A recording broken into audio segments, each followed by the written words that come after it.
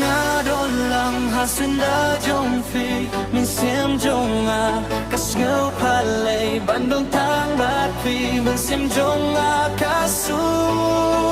ako jinggit jinggit bas no good.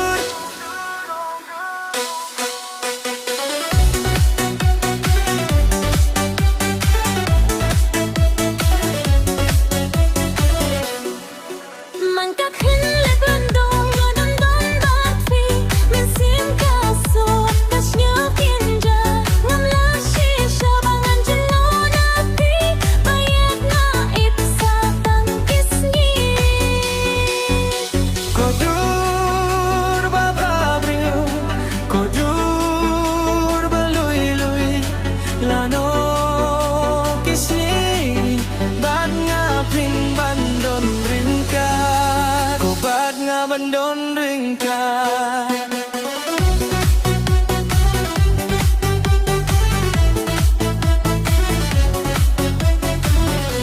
mensiam jong okadahu bandon bati shilin terkisni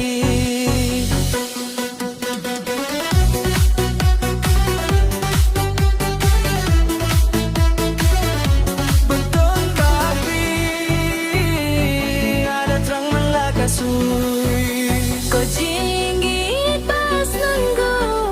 jinggit banyala tang syapi mensim jonga kahun tang batri jinggit pas nunggu jinggit banyala